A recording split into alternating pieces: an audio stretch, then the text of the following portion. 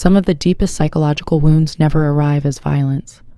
They arrive as absence, no screaming, no obvious trauma, no moment dramatic enough to point at and say, that's where everything changed. Instead, it feels like growing up emotionally invisible.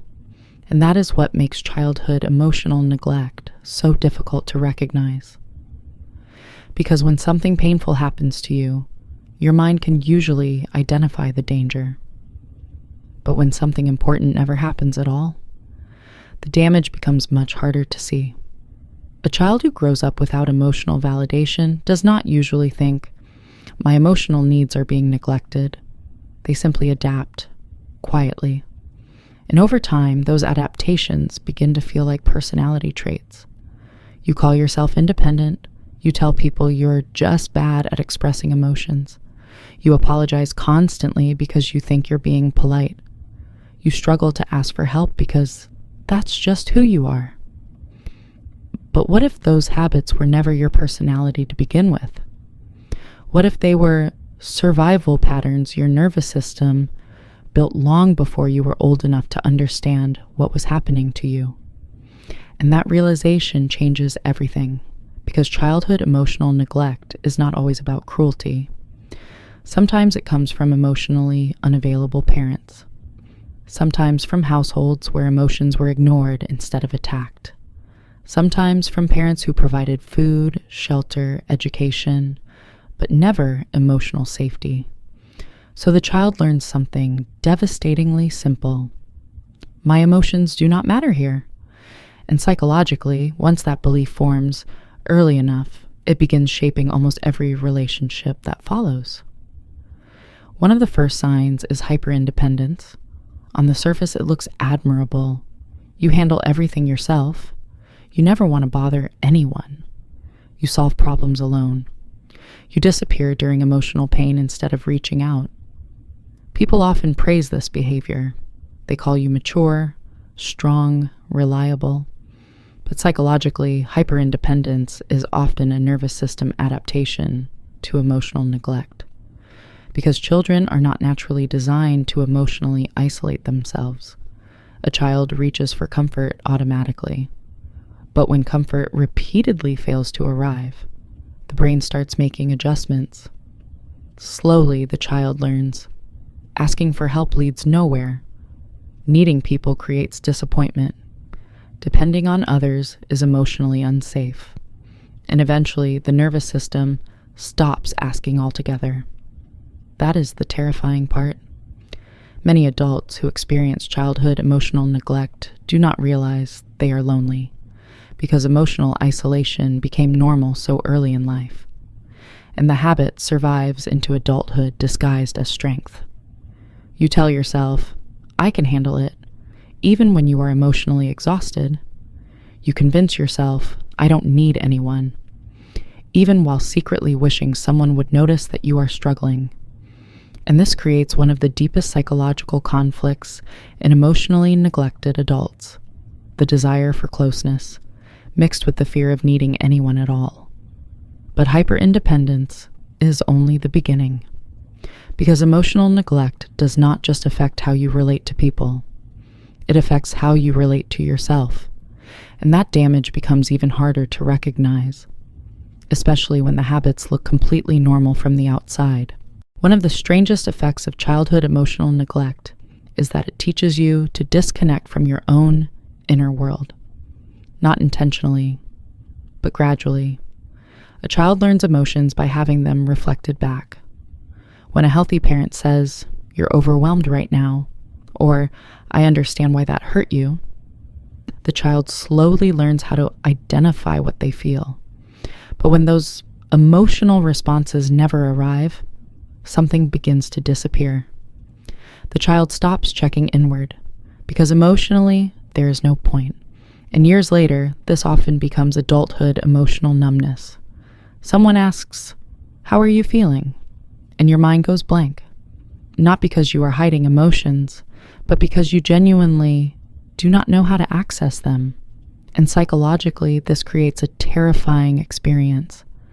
You begin living disconnected from yourself while still functioning normally on the outside.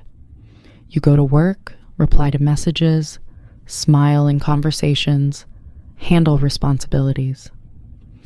But internally, something feels strangely absent, as if you are watching your own life through glass, and most people never realize this emotional numbness is often rooted in childhood neglect.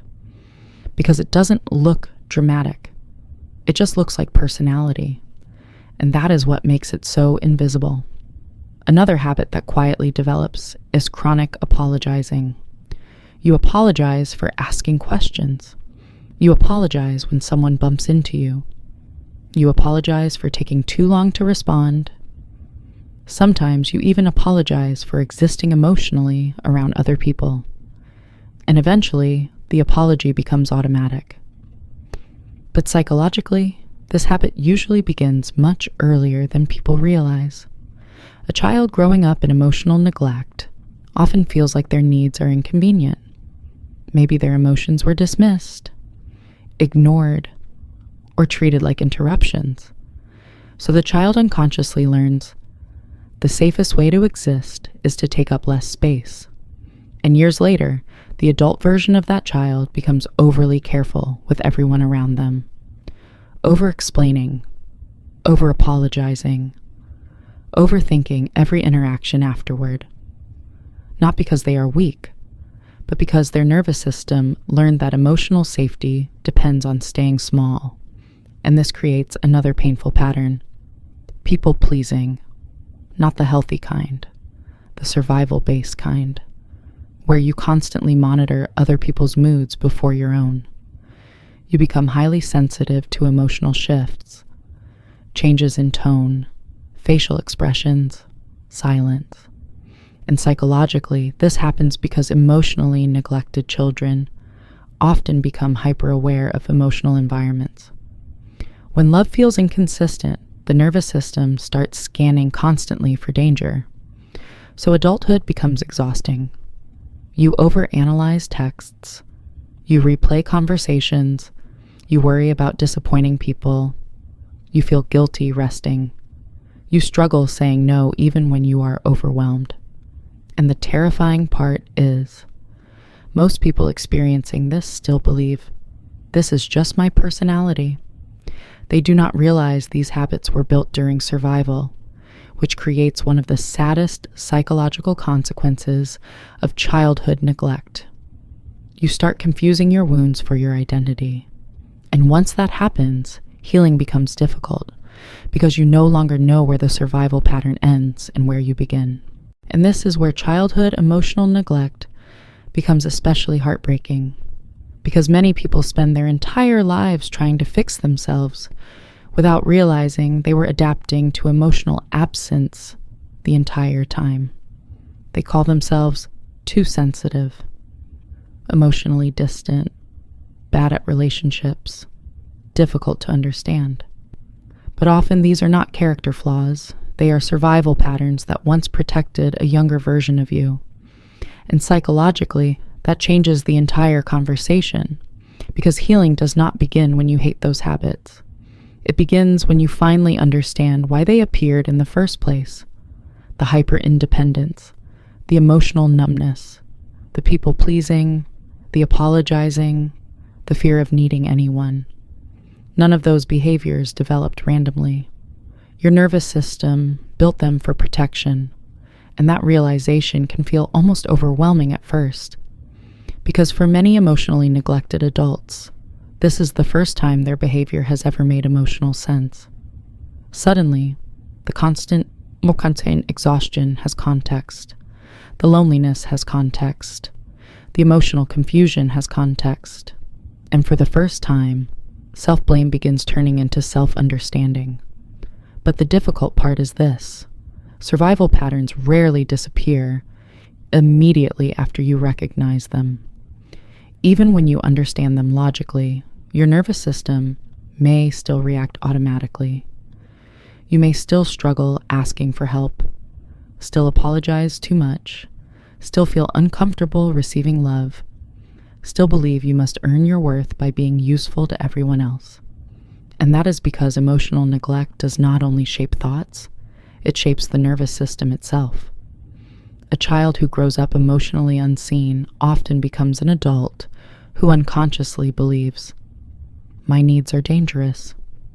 My emotions are too much. If I become difficult, people will leave." And those beliefs quietly affect relationships for years, sometimes decades. But awareness changes something powerful psychologically. Because once you recognize a survival pattern, you stop confusing it for your identity. And that creates the beginning of emotional freedom. You start noticing the moments you automatically shrink yourself, the moments you suppress your needs, the moments you say sorry when you did nothing wrong. And slowly, something begins changing internally. You stop treating yourself like a burden. You begin allowing yourself to exist emotionally without guilt. And maybe the most important realization is this: the child version of you was never asking for too much. They were asking for emotional safety, attention, comfort, connection, the things every human nervous system naturally needs. And if those needs were ignored, your brain adapted the best way it could. That was not weakness. That was survival.